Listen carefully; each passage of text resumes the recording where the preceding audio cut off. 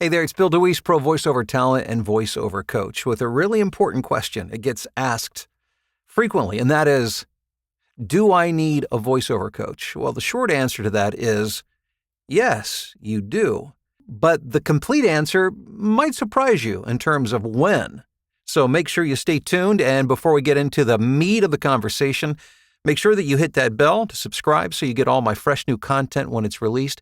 And also just a quick encouragement to you to give a thumbs up if you like it, share, and then take a quick peek in the description below because a lot of my great resources are down there. And I think you'll enjoy those and find those extremely helpful in your voiceover journey. So you've heard the old cliche before.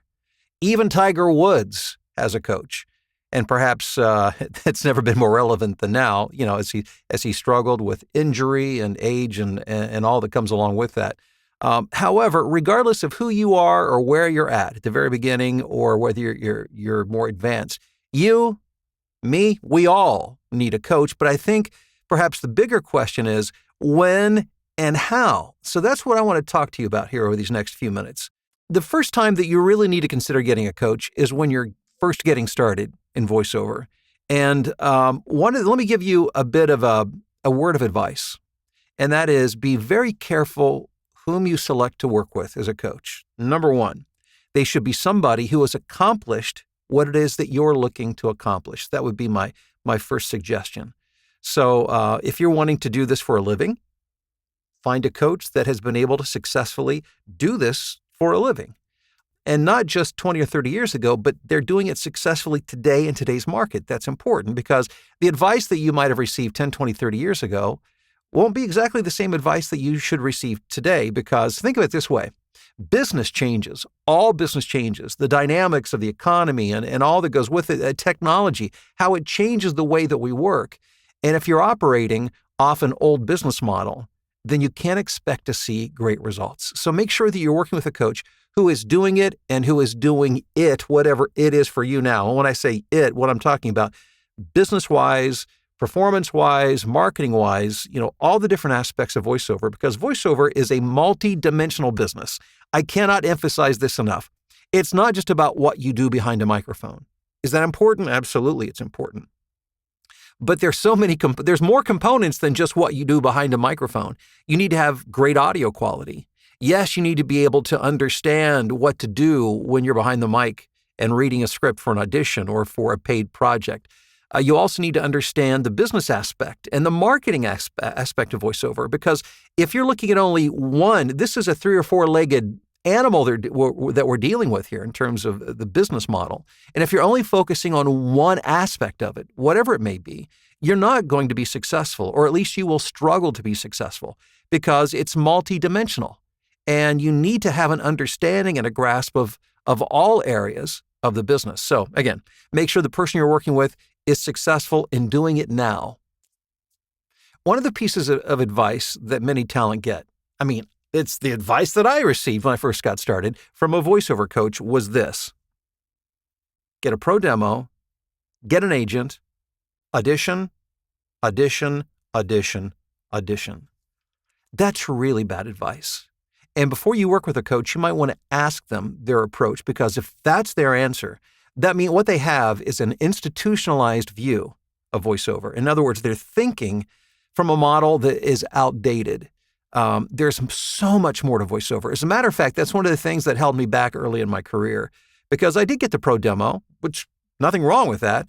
And I was able to get multiple agents. At one point, I had like 14 agents, and I found myself auditioning, getting more and more frustrated because not only was it difficult to make a living, it was just difficult to get jobs, period. Because I don't care how good you are.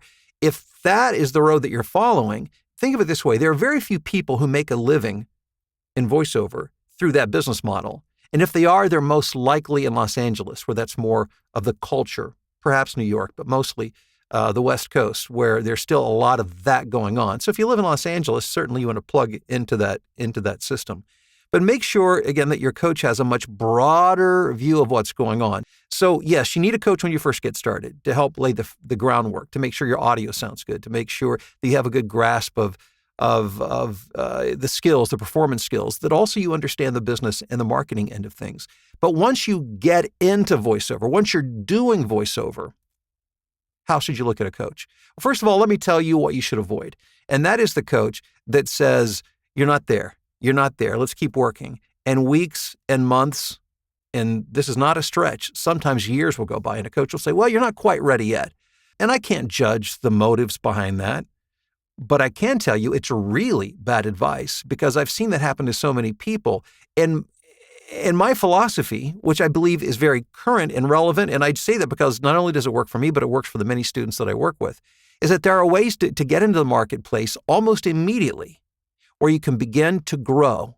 Yeah, at the ground floor, entry level, no doubt. But the philosophy that it's all or nothing, in other words, if you're not doing agency level work, if you're not getting national ads, then that's not real voiceover work. That is one of the most ludicrous things that I can imagine. It's like saying you go to college and saying, well, don't accept a job unless it's a VP position. Anything less than that, it's not a real job. Of course not. That's not the way it works. You get the entry-level position, you get coaching, you get mentoring that helps you progress. See where I'm going with this? So you can get involved. Your business can actually get traction early on. Does it mean you'll be making hundreds of thousands of dollars right out of the gate? No, absolutely not. It doesn't work that way. However, if you look at it as a real business and you can take incremental steps to grow, then you can be successful. So if you're working with a coach that says, not yet, not yet, not yet, my first bit of advice for you is find another coach who can help you start working right away. So when do you need a coach? Again, when you first get started. But after that, once you get some traction and you get moving, you use a coach when you need a coach. Let me explain further. Because I'm asked, oftentimes I'll be coaching somebody and they'll say, well, should I set up weekly or monthly appointments with you? And my response is no, not necessarily. What I'm going to do is I'm going to give you some homework. This is what you need to do. This is what you need to go out and work on. As long as it's working for you, don't come back to me.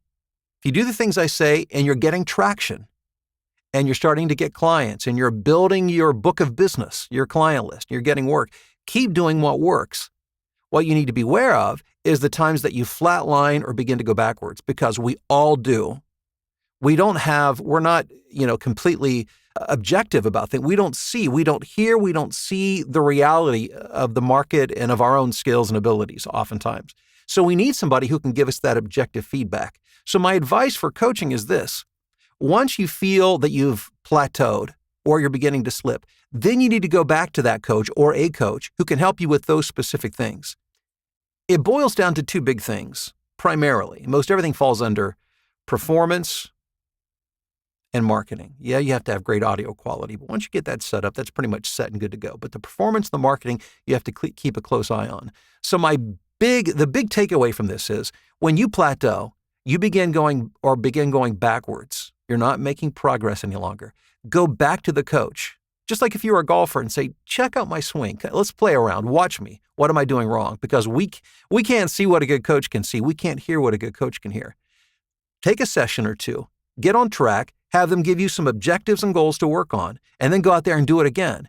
And then after your progression begins to fade and you start to plateau and go backwards, go back and get more coaching. That is, I believe, the best coaching model that you can have. Never put yourself in a situation where you're waiting for a coach to say, okay, now you're good enough. Now you're good enough. Now you're good enough. With a little bit of coaching, you should be able to go out and get entry-level work. Almost anybody with good audio and with a solid communication skill set. And even if you don't, you can learn that. But don't let anybody hold you back, and make sure that you do the work. And as long as you're progressing, you're good. But when you don't, you get a coach. It's really, I don't mean to oversimplify it, but it's not more complicated than that. So find a good coach, and when you need them, use them. When you don't, when you're making progress and doing well, don't. Wait until you, again, plateau and it's time to push forward. Push forward, push forward. And that's what a good coach can help you do. Push forward to the next level. Push forward to the next level. I hope you find this video helpful. I just don't want to see you get stuck in a rut that I see so many people doing either A, not getting a coach at all, which is a recipe for disaster, or becoming beholden to a coach who just continually strings them along. Not yet, not yet, not yet. Or working with a coach who really can't do it themselves. And if you follow this advice, I think you'll find that your career will progress more quickly, you'll enjoy it, and hey, at the end of the day, you'll be profitable. And as I always say, if you're not making money, then this is just a hobby. And if that's what you want, that's great. But if you want to do it for a living, then you need to find a good coach and get the feedback and the mentoring and the direction that you need to be successful, because ultimately that's what I want you to be, and that is successful as a voiceover talent. Thanks again for checking out the video. Take a moment, look at the resources below. There's some really great ones. Again, just to cut the learning curve and to help get you on the road to success in voiceover. Thanks for checking out the video. We'll talk to you soon.